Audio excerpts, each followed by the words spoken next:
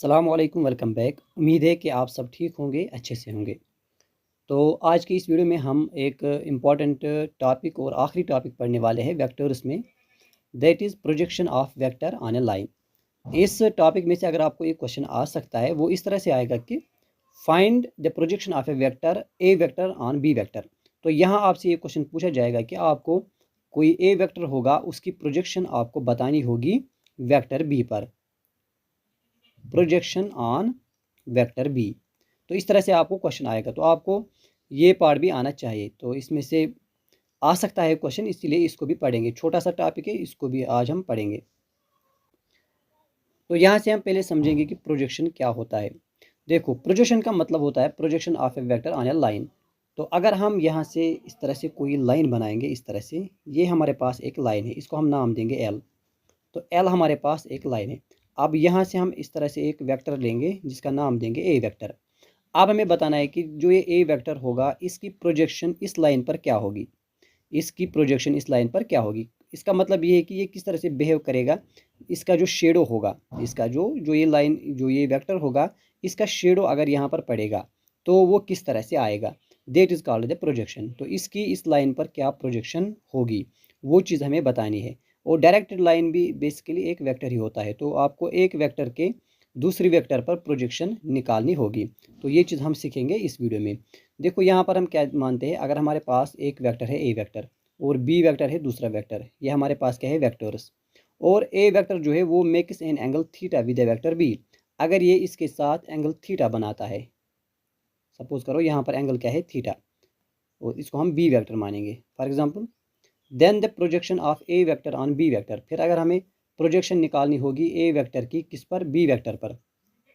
तो इसका क्या मतलब होता है, मीन्स द पार्ट और component of A vector acting along the direction of B vector. ठीक है, तो इसका मतलब इसका जो कंपोनेंट है, इसको जो जो पार्ट इसका होगा, ए वेक्टर का पार्ट या इसका जो शेडो होगा, वो इस लाइन पर किस तरह से एक्ट करता है। ठीक है, तो that is called the projection. अब आपको निकालनी है प्रोजेक्शन, ये किसके इक्वल होती है, ये चीज़ हम सीखेंगे। इसमें भी दो चीज़ें आती है, एक आता है इसमें स्केलर प्रोजेक्शन और एक आता है वेक्टर प्रोजेक्शन। ठीक है, तो दोनों को पढ़ेंगे। सिंपल टॉपिक है, इसलिए इसमें कम टाइम लगेगा और क्वेश्चन भी इसमें से आ सकता है। तो अब हम पहले बात करेंगे कि स्केलर प्रोजेक्शन क्या होती है। देखो, प्रोजेक्शन मैंने आपको बताया। अब देखो इसमें क्या होता है, अगर आपको एक वेक्टर इस तरह से होगा और दूसरा वेक्टर इस तरह से, this is A vector, this is B vector. अब इसकी प्रोजेक्शन आपको यहाँ पर निकालनी होगी। तो स्केलर प्रोजेक्शन जो होती है वो इक्वल होती है A dot B divide by magnitude of B. अब यहाँ से ये समझना है, देखो, स्केलर प्रोजेक्शन का मतलब होता है कि आपको पहले ए और बी को, इनको डॉट प्रोडक्ट निकालना है। इन दोनों का क्या निकालना है, डॉट प्रोडक्ट। फिर जिस पर हम निकालेंगे, यहाँ पर क्या कह रहा है, देखो, the projection, scalar projection of A vector on B. ये जो ऑन बी है मतलब किस पर निकालनी है, जिस पर निकालनी होती है उसको हम डिवाइड में रखते हैं। ठीक है, और दोनों का हम लेते हैं पहले इनका डॉट प्रोडक्ट। तो डॉट प्रोडक्ट के बाद हम डिवाइड में वो वेक्टर लिखते हैं जिस पर हमें प्रोजेक्शन निकालनी है। यहाँ हमें इस वेक्टर पर प्रोजेक्शन निकालनी है, so we write this B vector in the denominator, यहाँ पर लिखेंगे।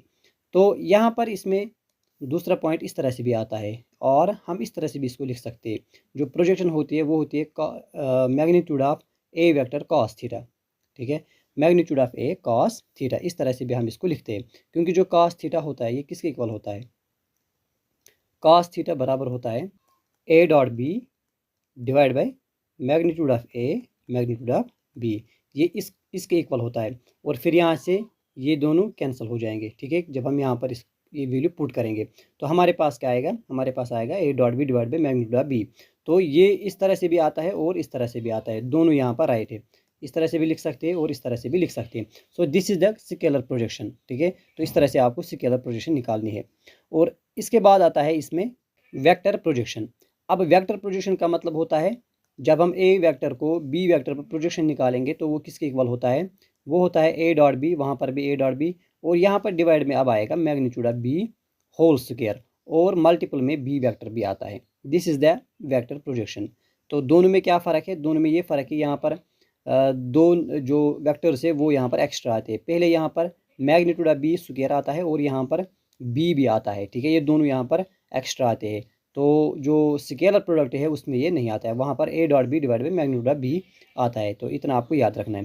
तो कोई भी दो वेक्टर आपको गिवन होंगे, आपको अगर आपको उनकी प्रोजेक्शन निकालनी होगी तो हम आराम से इस फार्मूला का यूज़ करेंगे और वो निकाल सकते हैं।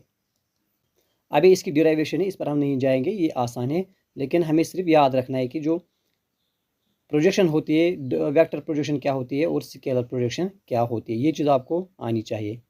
तो ये भी मैंने आपको बताया कि अगर हम इसको समझना चाहेंगे कि प्रोजेक्शन क्या होती है, तो इसको हम ऐसे भी समझ सकते हैं कि हम इमेजिन करते हैं कि एक सनलाइट आती है जो कि एक वेक्टर ए पर पड़ रही है, वेक्टर ए पर वो पड़ रही है।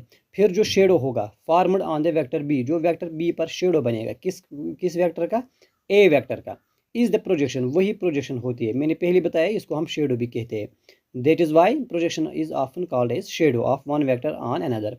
तो ये क्या होती है, एक शेडो होती है। तो इस तरह से भी आप इसको समझ सकते हैं। अब यहाँ पर क्वेश्चन है, हम इसको करेंगे। देखो बता रहा है कि find the scalar projection of A vector on B vector. तो इसी तरह से आपको भी क्वेश्चन आएगा, ए वेक्टर का हमें बी वेक्टर पर प्रोजेक्शन निकालनी है। तो ए वेक्टर क्या है हमारे पास, ये, और बी वेक्टर है ये। तो प्रोजेक्शन किसके इक्वल होती है, A vector B vector, A dot B divide by magnitude of B. ठीक है, तो ये होती है। अगर हम इन दोनों का डॉट निकालेंगे तो इन दोनों का डॉट प्रोडक्ट क्या होगा, देखो 3 और यहाँ पर आई है, 3 4 12 होता है, प्लस यहाँ पर जे 4 और यहाँ पर 3j, मतलब 4 × 3 12। ठीक है यहाँ तक।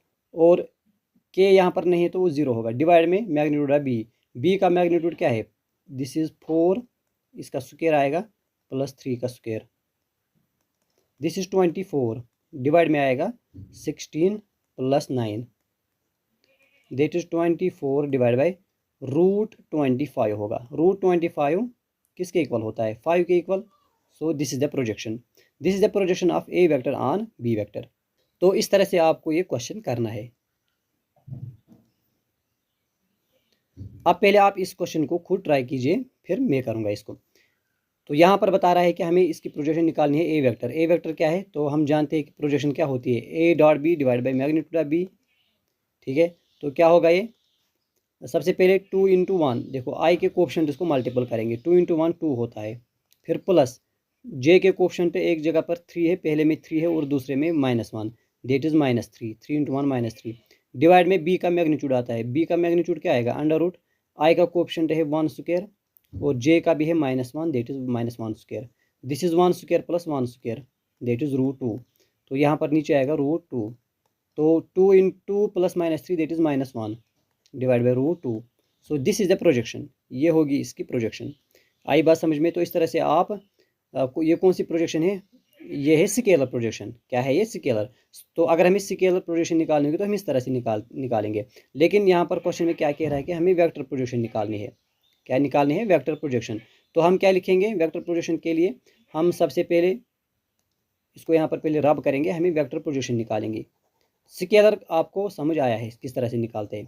तो वेक्टर प्रोजेक्शन क्या होती है, वेक्टर प्रोजेक्शन होती है A dot B divide by magnitude of B square और फिर बी वेक्टर।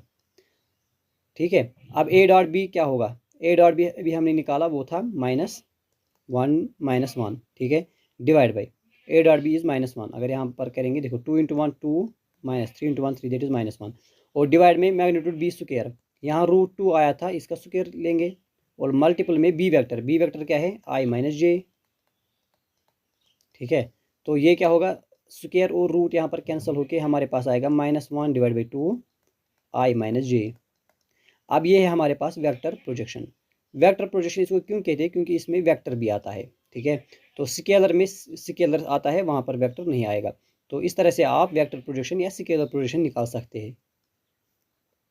तो इसको याद करने का तरीका क्या है, इसको आप इस तरह से याद कर सकते हैं कि जब आप स्केलर प्रोजेक्शन निकालेंगे, स्केलर प्रोजेक्शन, तो इसमें आप क्या करेंगे, पहले डॉट प्रोडक्ट लेंगे, फिर डिवाइड में magnitude of second vector. Second vector मतलब जिस वेक्टर पर हमें निकालनी होगी।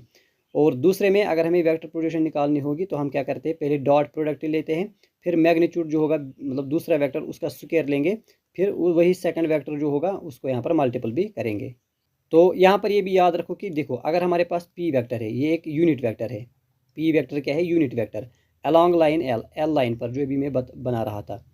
Then projection of vector A on line L is A dot P, A vector dot P vector, P यहाँ पर क्या है, यूनिट वेक्टर। तो सिंपल आपको याद रखना है कि अगर आपके पास क्या होगा, एक यूनिट वेक्टर होगा, पी आपके पास क्या है, यूनिट वेक्टर।